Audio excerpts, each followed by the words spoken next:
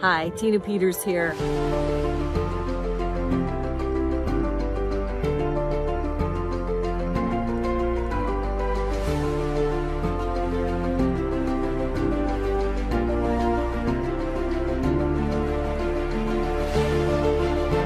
See, today they come after you if you're investigating that sort of thing. Hello, Team Freedom. Patrick Byrne here, coming to you today and broadcasting on Tina Peters' show and in support of our heroine, Tina Peters. I'm going to update you on what's been going on in recent weeks with Tina, and then as well as the bigger picture. Tina was moved a week ago from the awful, I guess it was a county jail in Grand Junction, Colorado. She was moved to Denver, to the state pen. I thought that would likely be a step down in her living conditions, but actually it's been a step up. She's been happier, she's been safer, she's been out around. Grand Junction in the Mesa County has been so poisoned against her. For whatever reason, she saw the move once she was in Denver as a step up. It was easier for people to connect, easier for people to see her, easier for people to reach her on telephone. She wasn't around people to whom she'd been vilified forever. So she was doing well, and comparatively, I mean, well is a big word, but compared to where she was doing well for the last week.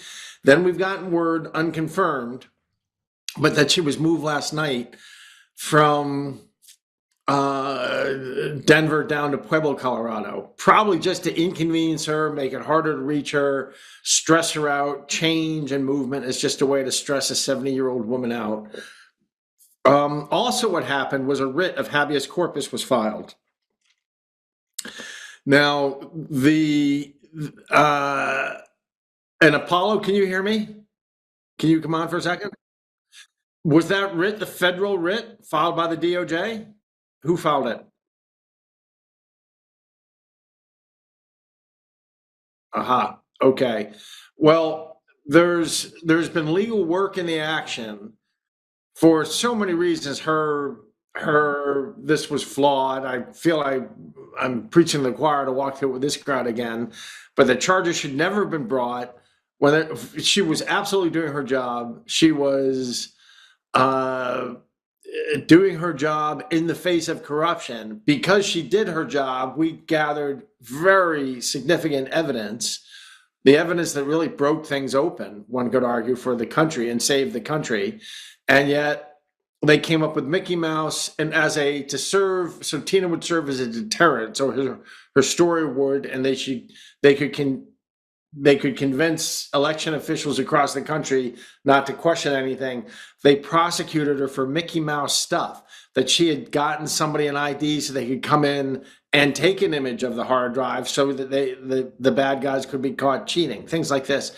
So she was not actually, it just shows you also how complicit the media is. The media parked outside her court, her trial. They knew she was not charged with anything having to do with election denying or anything having to do with substance. It was all this stuff that, and that she had given somebody an ID that he should have had. But after she was convicted, it was, election denier, Tina Peters convicted and sent to 9 years in prison. And there were so many irregularities in her trial, from the key star witness, the man whose ID had been handed over, Jerry, who absolutely was in on it, got up and lied on the stand and said he didn't know anything about it. Well, that was a flat lie. And he was contradicted by emails. There's texts that were put in front of him on the stand. He was caught dead to right. The judge should have thrown out the whole thing right there. Instead, the prosecutor and the judge told the jury, ignore what the written emails say. You can just take his word for things. I mean, there's so many reversible errors committed by the judge. And the whole thing was a show trial in preparation just days before the 2024 election. So anyway, that's Tina's story. So you're all caught up on that. So that's the story. So she shouldn't be in their prison for the first place. In the first place. In addition, and I believe this may be the gist of the habeas that was filed last night. There are different arguments being made that she should be released by different entities. And because I don't know who's filed which of the arguments, I have to be a bit careful. But some of them are possibly federal arguments and some of them are state. But one of the things is she was acting as a federal officer. And she was acting, there's a legal term for it, that in the course of the election of 2020 and 2021, she was acting as a federal officer. She had federal duties, including duties to protect for 22 months everything that was on that hard drive. So she had to, by hook or by crook, get a copy of it, and she got a copy of it. She was achieving her federal obligations, and that should trump any Mickey Mouse state stuff, as well as all the irregularities of the trial at the state level. Just, it's so politically motivated. Well, the DOJ has sent a statement of interest, you may recall a week ago, a letter of interest to Colorado, telling the judge, the prosecutor, everybody in prison, we're looking into why she was tried, because that seems why she was charged, because that seems irregular. We're looking into the conduct of the trial, because that seems irregular. We're looking into the nature of the way she's been imprisoned and how it's clearly punished for her political beliefs. They've just tormented this woman in prison, these awful people. So the DOJ is now, I'm sure the lawyer and the prosecutor, if they've got any brains, they've lawyered up themselves, because then they have the DOJ sniffing, however, sniffing up their trail. However, and this is the strangest thing about the people we're up against, they double down when they have nothing. They're doubling down when they should retreat a bit. They got nothing. And they doubled down, and this isn't the first time. So they doubled down on Tina and moved her to Denver, to the state facility. Then they moved her to a shittier facility in Pueblo, Colorado, just to hassle her. They're doubling down. Why that's, who does that? Cokeheads do that. The behavior, if I could anthropomorphize the behavior of the people against whom we are up, it is that they act like cokeheads. Cokeheads are people who, when they should retreat or pull their horns in a bit, they're the ones who double down. They double down more and more. Everything about these people is cokeheads. They're just not rational. Speaks cokehead to me. And they're doubling down. And even though they got the DOJ sniffing into their prosecution, into the indictment, into the prosecution, the trial, and the imprisonment, they're now saying, yeah, I'll double down on that. I'm going to send her to an even crummier jail. Well, these people, I don't know what they think their exit strategy is. It's not 2019. It's not 2020. Antifa isn't going to do you any good. Colorado prosecutors, they're so crooked in Colorado. This is all of this. When we win, and we've already won a lot by taking the White House, and there's another thing I can tell you that's on the way is there's complete revelation coming. And Tina's Mesa County hard drive record that she made was an instrumental stepping stone in getting us to the truth. The truth is going to break across America in the months ahead, maybe in weeks. I don't know. I'm not in charge of timing.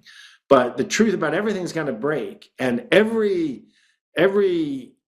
lash that you've given Tina is going to seem even dirtier in retrospect when it becomes completely clear that the elections have been hacked, that Tina was a heroine to do what she did to get an image of the hard drive before the data could be deleted. It's just going to become more and more clear what a hero she was.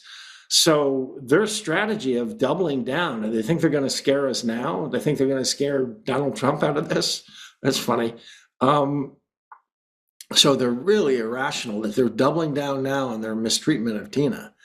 And I think that the day may come, life works out this way. Life is funny. Someday I think I'm going to be able to sit and talk to that judge and that prosecutor. I don't know how. I just have this sense that life's going to work out that way, over a cup of tea or something.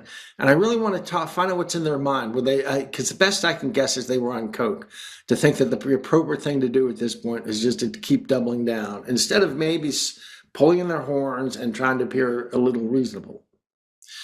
Okay, what else can I fill you in on? So Tina she welcomes, I got to put in a pitch. Listen, donate to Tina, tinapeters.us. It's her website. It's the only place to donate. There's a button right there to donate. Takes you to her Give Send and Go account.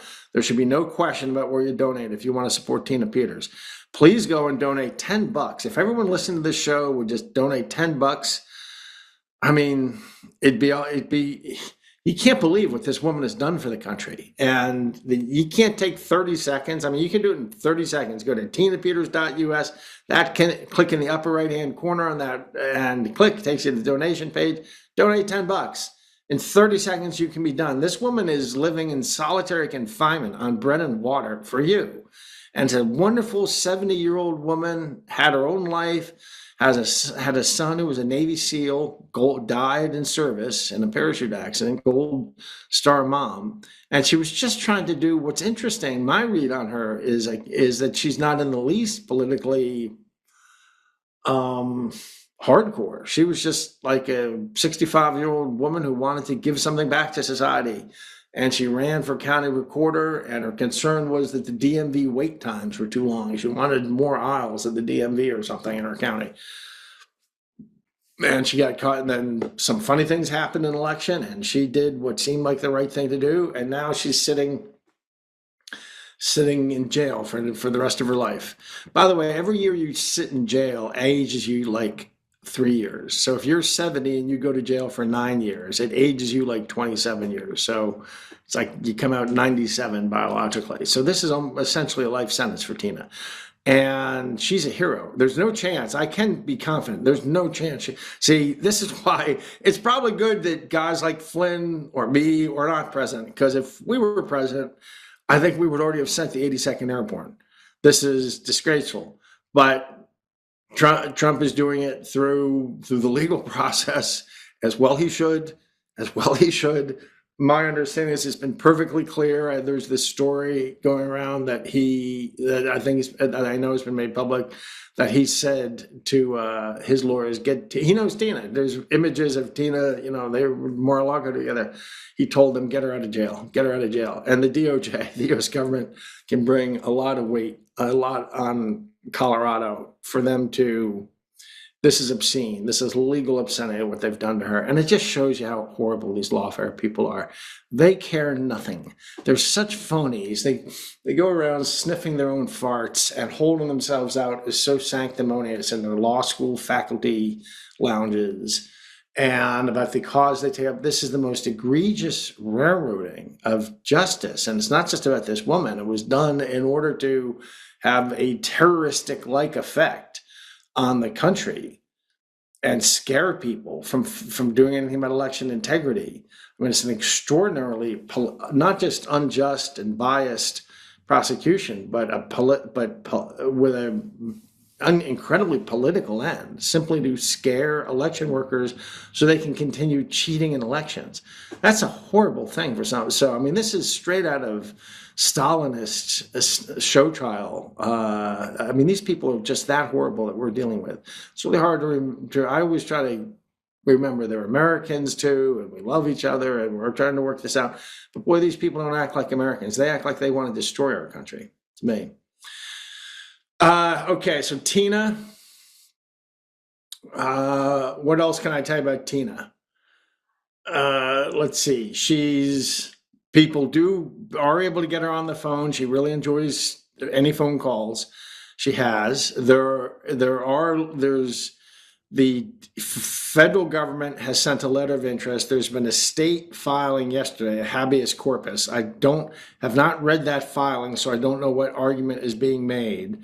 It may be the argument that she was acting in federal capacity. At the very least. Well, and I can just give you a quick update. Basically, the state is saying that Tina has not exhausted all means at the Colorado state level regarding her appeal to be released on bond. And the response that was filed is basically saying that she doesn't need that, and that the ruling against her is based on a violation of her free speech to act as a federal authority. And so their denial of her appeal is irrelevant, basically, because she doesn't need that in order to be covered under the supremacy clause. But this is, Phil Weiser and the head of the Colorado Department of Corrections, the Moses Staunch. Yeah, well, the way the judge ruled against her from the bench not only showed such vindictiveness, the way he sentenced her for what were clearly speech acts that were appropriate for a government official to look into, question things that were her responsibility. I mean, the judge's sentencing dicta was nuts to me. I thought it showed such enmity that in itself raises that he went too far. Yeah, and I think there should be a bigger pressure. I'm working on looking at doing this on filing against him because he violated judicial canon in the state of Colorado. It's ironic he's saying that she caused all these issues with trust in the system, and from the public to be famous, and yet he's bound as a judge in order to avoid doing that and to hurt the people's trust in the judicial system. And his statements did that entirely in the way that he sentenced her and disallowed her from introducing evidence in her defense. So that guy needs to be removed from the bench without a doubt. Well, the way she was tried, there was so much inappropriate, including that she was not allowed to introduce any evidence. Anything like, look, by doing this, I found this disk, the hard drive was tampered with. Look, they conducted this big smash down of the data. There was this huge cover up going on. All that could have been presented. The judge said, none of that's relevant. All we're trying you for is, did you or did you not give Jerry's identification to Conan? And because you did that, that's a crime and that's a misdemeanor. And because you lied to Jerry, but it turns out they didn't lie to Jerry. Jerry was in on the whole thing. There's signal text that show he was involved in it. He was happy about it. He was all excited about it. The judge just railroaded this poor woman, told the jury to ignore that. After Jerry got up and I think they threatened Jerry and they said, either get up and say, if you get up and say that you knew about this, then we can't convict Tina for having inappropriately given your ID to someone else. So you have to say that you didn't know anything about this or we're going to try you. So Jerry gets up there and says, I didn't know anything about this. Well, then they presented him with texts that he didn't know that Tina had, that said that he knew all about it. He was all excited that it was going on. He was all excited about taking part. And he collapsed on the stand. And yet afterwards, the prosecutor and the judge more or less told the jury to ignore that he had just been totally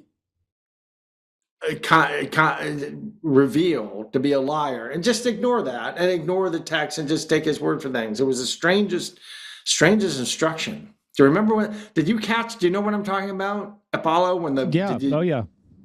What was it that prosecutor said? It was that's a clip that you should look up. It was this prosecutor whose witness had just been destroyed, and he basically said, well, sometimes it's better just to believe what they say and ignore what the emails and texts say.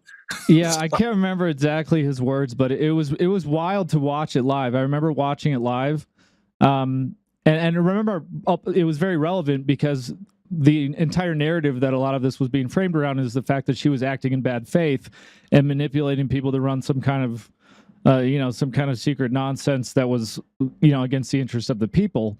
And part of Jerry Wood's testimony actually spoke directly contrary to that. And yet the judge, and this happened a couple times as well, when they were referring to who was being brought in and why, the judge walked past it every single time and completely pushed aside and refused anyone to speak or to bring any evidence in Tina's defense and actually mount a proper defense, saying, no, I was acting only in my proper capacity.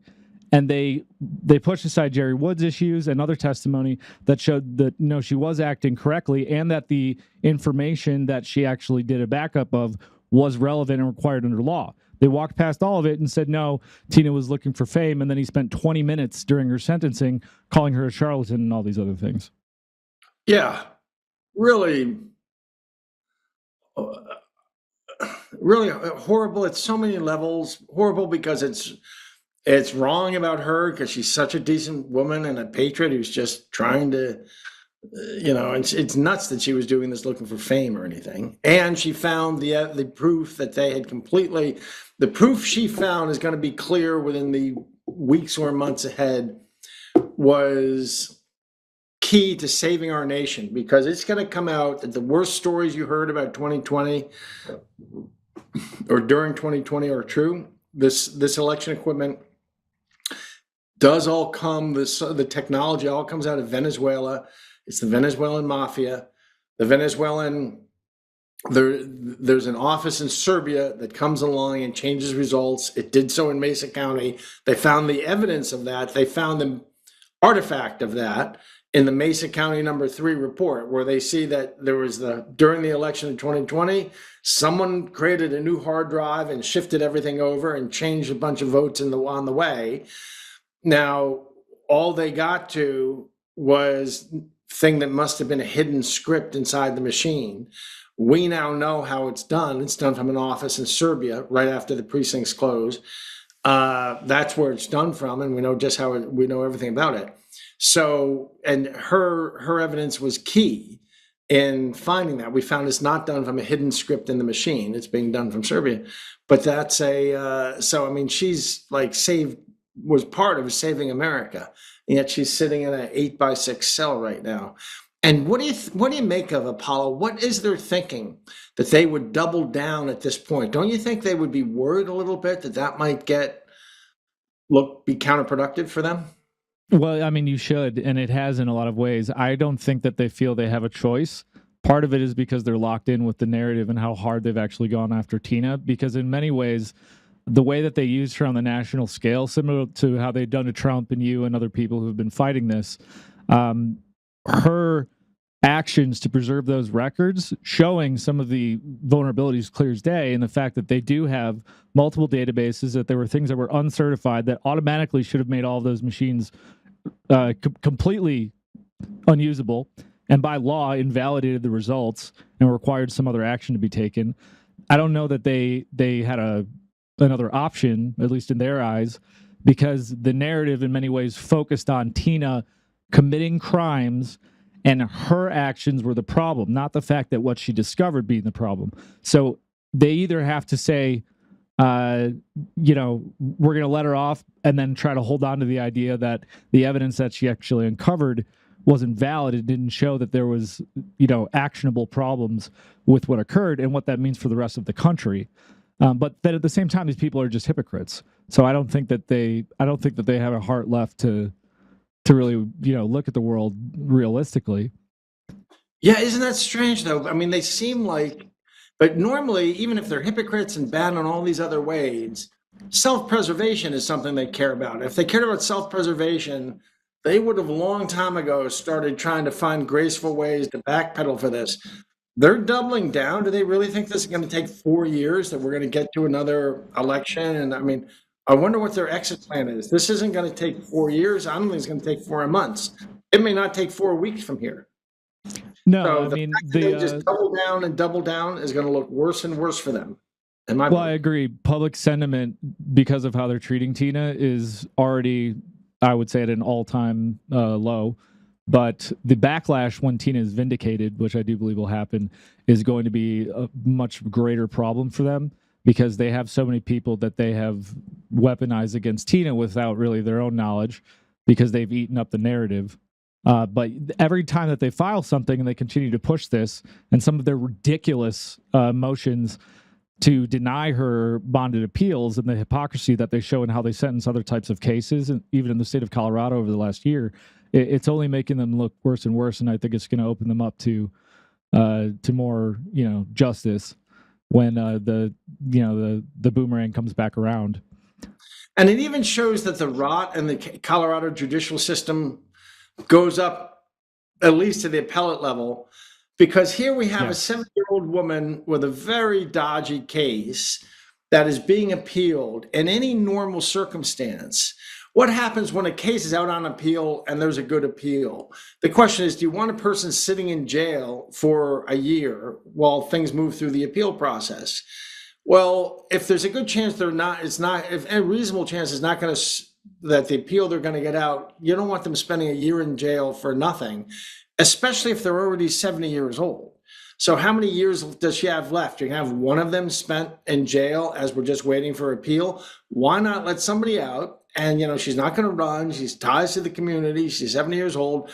If the appeal came through and they said the lower court conviction was sound, then you can take her in then. But if not, at least you haven't wasted 1 year in solitary of a 70-year-old woman. And the fact that they're not doing that is also something that's part of the DOJ investigation from the letter they wrote.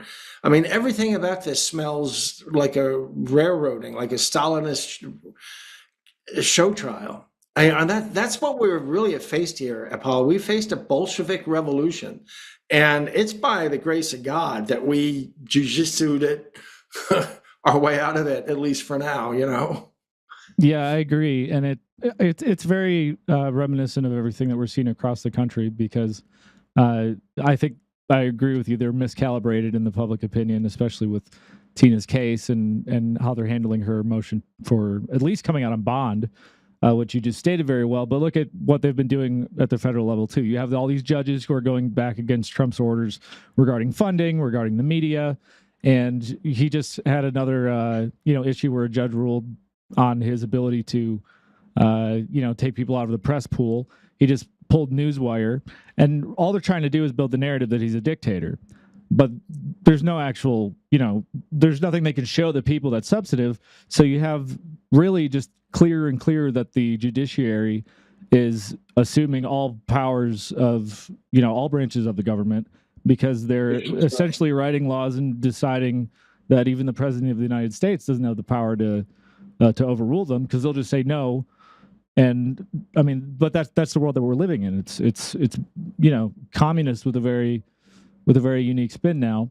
So Tina's case is only going to, really demonstrate down to the state level at every point of the judiciary, as you said, including the appellate courts, that we have very serious problems and that we're not going to have real law and order in this country until the court systems actually serve the law and the people. It needs the judiciary, the state judiciaries need a big roto-rooter. They let this, look at how, people love to throw in our face that in election 2020, 60 judges looked into it and found nothing. Well, that's not true. What happened was 93 judges were given cases, and of those, 32 took the cases, and 61 didn't even look at anything facts, just threw the case out. Of the 32 cases that people brought in 2020, 20 that did enter the judicial system and were not just thrown out for standing or latches or whatever. But people actually looked at the facts. Of the 32, 24 went for Trump. 75% went for Trump or the Republicans. So it's nonsense anyway to say, well, 60 judges looked at this and they found nothing. The truth is, 93 judges were presented the opportunity, 32 looked at it, and of them, 3/4 found for the Republicans. But the 61 who looked at this and at the events of 2020 and said, no, I don't see anything worth looking into here. Those are all men and women who swore an oath to defend the Constitution from all enemies, foreign and domestic. How good a job does it look like they did, Apollo? Especially once this all gets revealed, we're going to be able to show that those 60 judges didn't do much of a job defending our nation from a foreign, an overthrow. So no, I mean, we know that we have massive infiltration problems in this country. So basically what I think it's going to show, much like much of Congress and other actors around in the states, is that not only are they probably taking money and therefore subservient to, foreign actors, but also that they've allowed corruptions and groups from within and outside of the country to run havoc within our nation. And they have not been serving the people, and they have not been serving the law. They've been stomping on the Constitution, and they make up laws to go. But this is kind of along with the revision of history that's included legally as well. And I don't want to keep you too long, but an important thing, and I don't really have a great answer for this, but we talk about like the code, right? Who owns the code? Well, we have Dominion, and what do they say? Every time we say we can't have an audit, they say, well, it's proprietary. You can't look at it. even though it runs the votes of our nation, even though, as you said, this is supposed to be, supporting the Constitution. We're supposed to be able to run our country and see who voted. And they violate all these state laws. And then when it comes really back to it, they play games like, well, Dominion doesn't make machines. They make software. But then we can't see the code because they say it's proprietary. And it's the same thing they did with the vaccines. We have AI systems that are determining people's, treatment when they get arrested. There was just a case in, I think it was Loomis in the Pennsylvania Supreme Court, I believe. I might be wrong about the state. But he was arrested and they basically said, no, you're not getting out. And he said, why? I have no criminal history. And he went to the state Supreme Court and said, I cannot challenge this software that the judge admitted is being used to dictate his treatment for before he goes to trial, that he's not allowed on bond, anything like that, because some software decided that he was a dangerous person and would not. So it's dictating the bond amounts that people are getting, whether or not they should be arrested on the spot. And they said, no, it's proprietary. You can't see it. And he said, well, I'm having my rights violated because I'm not actually able to, question this software. So how am I supposed to face my accuser and address this software that is dictating how I'm being treated in the judicial system? And the judge ruled that tough shit. So, we have the same kind of problems, whether it's, with the voting machines, all these different areas and the AI that they're using to target people in their banks. It's silent, but it's there as this control mechanism. So who really owns the code? This is kind of a problem for this era that I think we're going to need to tackle. The first principle that the United States teaches overseas when we teach elections, which we do all over the seas, is an election without transparency has zero credibility. Zero. Well, if we are having in our elections software count votes and we can't analyze the software. I've written software. I'm not great at it, but I've written software since I was 10. Maybe people don't understand. If you can have that software generate any results you want. So you have to be able to, so the public, to have confidence in the election, has to be able to look at the software. But we can't look at the software. So there is zero transparency in our elections, which means, per our own dictum that we teach, there is zero integrity to our elections. The public cannot examine the way in which ballots are counted in these machines. And let me tell you, I can tell you how it all works. We know just how it works. They have 14 different ways of cheating on the ground. They select for each county the ones they're going to use. Then at the end of the day, the 15th way, they got the bomb. There's a backdoor into these machines. They come on from Serbia. They create in the RAM of the computer a virtual machine. Not to get too techie, but there's a hard drive and then there's the chips. They create in the chips a ghost machine, a virtual machine it's called. And when you operate a computer that's got like a virtual machine, it's got like a virtual computer inside the computer. So it's like there's two different computers. You're operating the normal physical computer and you got this other computer that you're operating. But it's actually, it responds like there's an actual computer there, but there's not. It's just a ghost computer, a virtual computer that's been created in the chips. It's not even anywhere in the hard drive. And then they come through from Serbia, they create that, they access the hard drive, they change anything they want to change, they change ballot images to get everything to conform, they change everything, and then they disappear the virtual machine and cut the connection, and there's no record of nothing. There's almost no record of anything. On the hard drive, there's little bits of records of the connectivity, and there's a little bit of images that things were changed. But the mechanism by which things were changed, like you had a chessboard that looked one way one moment, and then the next moment the piece has been rearranged. But you don't see, they couldn't see on Tina's image of her hard drive what hand came in and did the rearranging, but they absolutely captured things have been rearranged. Well, so now we know that hand is this ghost machine from Serbia that comes in and does this. We have it all.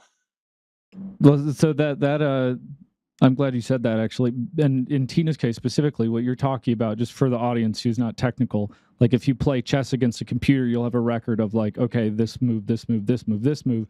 They configured the logs, which is what Patrick is talking about, to show you what hand moved what piece. They configured that to an extremely small allocation size of memory. So it was like 2 megabits. And basically it like you do a couple things and it's gone. So it was configured to overwrite all that memory. So what Patrick is talking about would not be visible afterwards. And it has to be intentional. And all kinds of, in a couple different ways, what Apollo just said, that's true of the logs. It's also true in some other senses. So somebody is clearly obfuscating. I mean, these machines are absolutely unreliable. You absolutely have America has their ballots being counted in a dark room by demons. You might as well think of it that way. Demons in a dark room are counting our ballots. You have no reason to believe anything that comes out of that dark. You don't know what deals those demons made with whom. And you can't examine anything. And as long as the software is opaque to us, that's the case. Now, the truth is there is no way to make these machines secure. These machines all have to go. We got to go to pencil and paper ballot, and these machines all have to go. I think there's 20% of the votes in the system are fake. I think they're fake. It's amazing. Have you seen how many millions of people they've got? Tom Fitton over at Judicial Watch. Judicial Watch. They've taken 5 million names out of the ballots. They're just beginning. This has been going on for years, folks. No one on the Republican side was digging into this. They've taken millions out of New York. They've taken millions out of California. There's millions of fake voters. And, every fake vote that goes into the system cancels a real vote. So it's just like Jim Crow, only to keep the people from voting. They're not doing it by sheriffs with German shepherds in front of the voting booth. They're canceling people's vote, but not by doing it that way, by letting them vote and then canceling it out with a dummy vote. So it's Jim Crow squared. Yeah, it absolutely is. I mean, you look what they've done with Social Security now. They had how many? I can't remember the number. I mean, some massive amount of people that are 150 years old. They had Social Security amounts going to like 4-year-olds. And how many of them were voting? How many of those 150-year-olds were voting? I bet a lot of them. Yeah, I agree. I'd love to see a 5-year-old that voted. I'm sure we'll get that at some point. Okay, well, listen, we all love Tina. We all give her, there's an old joke about the how does it go? What's the difference between a ham and egg breakfast? What's the difference between the pig and the chicken? The chicken is interested. The pig is committed. Don't be a chicken. Don't just be here saying that you support Tina. You're interested in Tina. It's time to show some commitment. Take $10, go to tinapeters.us right now on your phone. It won't take you 45 seconds. If you go to tinapeters.us, click in the upper right-hand corner right there, comes up, you give $10. If everyone did that, let this be what Ho Chi Minh called the war of the ants against the elephant. We're up against billionaire Soros. We're up against the Venezuelan mafia. But the ants, if every ant will contribute $10 or $25, you can't believe what we can get done. So it's been an honor to host this show for Tina. I send you my love, Tina. Oh, I've got a cat complaining about everything. So I think I better run. Patrick, I just want to thank you for hopping on here and for everything that you've been doing for Tina. But truly, and I'm glad that you look well after your last deal. So, well, thank you. We're getting better. We're coming back strong. All right, good. Thank you very much. God bless you, Patrick. Thank you. Bye-bye.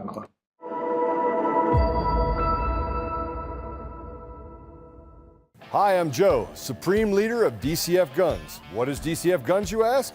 We're the best damn gun store and range in the universe. Do we have guns? We have all the guns. We got small guns. We got big guns. We even have beastly guns. We offer all types of training, and we have 5 ranges across our 3 locations. I'm a good shot. And of course, we have all types of ammo.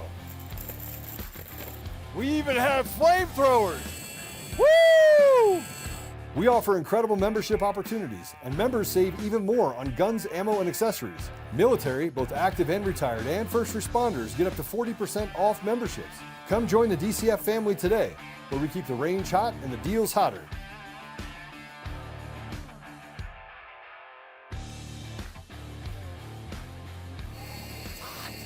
It's hot. In every thread, in every stitch, Honor-Bound USA weaves the fabric of the American spirit. It's not just apparel, it's a testament to God, family, and country. At Honor-Bound USA, we're a family of patriots who put our faith, family, and America first. When you visit our website, you'll find a line of products that embody our commitment to pray, stand, speak, and act. As the official site for the Untamed podcast, all of our products proclaim speaking the truth with courage. We also have the powerful documentary from Professor David Clements, Let My People Go. Identify yourself as one of the few who are willing to stand for what they believe in. Join the Honor-Bound USA family today. Wear it as a badge of honor, commitment to the values that shape us, and a pledge to the bright future we will build together. Because when you're honor-bound, you're not just wearing a brand, you're embodying a lifestyle.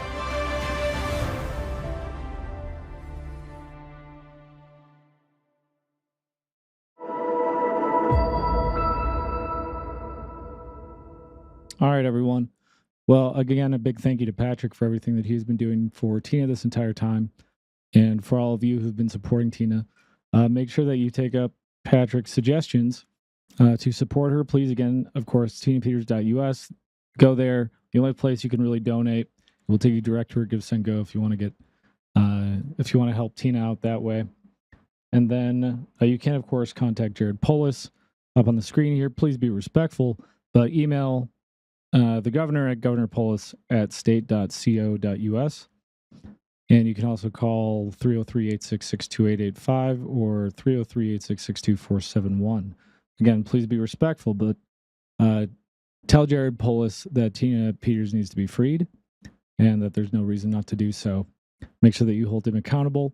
Use your own voice, but be firm and clear in what needs to happen. Tina needs to be free, released on her appeal bond at least, and the rhetoric around this needs to die off if he wants to do himself and the nation or anyone any favors. The best thing he can do is listen to the people and listen to reason and let Tina Peters out and end this charade that has been going on with her case. So with that, now I'm going to close up. Again, make sure you guys are following Untamed Nation. You can go to our website, untamednation.com. Make sure that you're following us at Joe Untamed. Do us a huge favor, guys. Go over there. If you go to untamednation.com, and I'll show you where you can find this, you will see a subscribe to us link, and that will give you options to see where you can go to our socials, watch us on the video as well as on the audio side. Go on there and leave us a 5-star review and just leave a note that you want Tina Peters to be let out. So just leave a free Tina Peters if you want to, leave something short, but just help us out. Go over and download the episodes on Spotify and Apple, iHeart, and everywhere else. And if you'd like to get alerts when we go live, you can, of course, subscribe to our email. If you go to untamednation.com, you'll get a pop-up there, and you can text Untamed to 89517. We'll send you a text message when we're going live with this show or the other shows on the network. And I'm going to close out now with a few messages that have been sent by people in support of Tina. So thank you to Leon Benjamin, Mark Fincham, Pat Kolbeck, Matt Mack, and Linda Sinkowitz, as well as so many others like Garland, Sheriff Mack, and those of you who have been hosting the show for Tina and who have been keeping her voice alive. So I want to thank all of you. We're going to finish with this. So take a listen, and then we will see you next time here on The Truth Matters. My fellow Americans, America was not built on those who kept their heads down. It was built on those who stood up, spoke truth, and demanded transparency. Tina Peters is one of those people.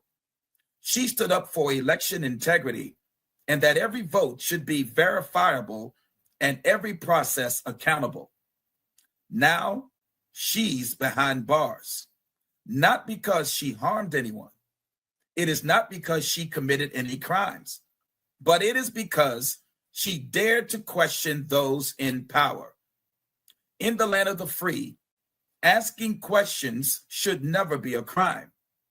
And if we allow this to stand, it will set a dangerous precedent, one where silence is rewarded and courage is punished. I'm Bishop Leon Benjamin, and I'm asking you to stand with me. Visit our website at coalitionofleadersunited.org or text me at 804-833-0314. God bless Tina Peters, and God bless these United States of America. It is my hope that the most embarrassing chapter in Colorado history will soon be corrected. I'm talking about the conviction of Tina Peters for being vigilant, for following the law, for looking at 52 CFR 20701. That is, protect evidence that was destroyed by other officials in the state of Colorado pertaining to the 2020 election. This is State Senator Mark Fincham from Arizona. I urge you, contact the governor of the state of Colorado and ask him respectfully to please reverse this order. Free Tina Peters. She's being punished for doing the right thing. The witch hunt that went after her for preserving evidence, something that even the Secretary of State of Colorado refused to do. It's always better to be a witness, not a suspect. Tina wanted none of that. So now she sits in prison. Governor Jared Polis, now is the time to do the right thing. Pardon Tina Peters and get her out of prison. Governor Polis, I urge you to pardon Tina Peters. Tina is a former Mesa County clerk who's now serving a 9-year prison sentence for preserving election records in accordance with federal law. Now, to most objective observers, her conviction and subsequent 9-year prison sentence reflects a gross miscarriage of justice. Tina's a Gold Star mother, and those who know her as I do know that her actions were driven by a sense of duty, not by any disrespect for the rule of law. While incarcerated, Tina's health has deteriorated significantly. Now, this adds to the sense of urgency behind my request for mercy. Your recent commutation set a precedent for mercy. You have a reputation as someone who values fairness. Now, my name is Patrick Kolbeck, and I'm asking you to stand with me and many others by granting Tina Peters her freedom. Hello, my name is Matt Meck. I'm the founder and executive director of Unauthorized, and also a very proud member of the Coalition of Candidates, a group of dedicated individuals now widespread throughout our republic who have been fighting for election confidence, election security, election transparency, election verifiability since 2021. I'm reaching out on behalf of a professional and personal friend, Tina Peters. She's a heroine. Her actions that she undertook in Colorado were in accordance with state and federal law to preserve data. She is an American hero. Folks who have provided evidence to the federal government regarding the 2020 election often will say that Tina, her actions provided a Rosetta Stone for folks to understand where to look and what was going on. I respectfully request everyone to contact Governor Jared Polis, the governor of Colorado, at 303-866-2471, and please ask him to favorably consider a pardon for Tina Peters, a Gold Star mom, an American hero. Hi, I'm Linda Sinkowitz. I'm the founder and CEO of Fight Voter Fraud. I always consider people heroes that stand up for what's right. And right now, we have an American hero for our elections that is still in prison. We need to have Tina Peters pardoned. She's from the state of Colorado. And when she was protecting the data for the election in 2020, she had been convicted and sentenced in Colorado, which is just unconscionable, absolutely unconscionable. So what we'd like to do is have you contact the governor of Colorado, and you can reach him at 303-866-2471. Again, reach out to the governor in Colorado, 303-866-2471. We need Tina Peters pardoned. Thank you. Hi, Tina Peters here.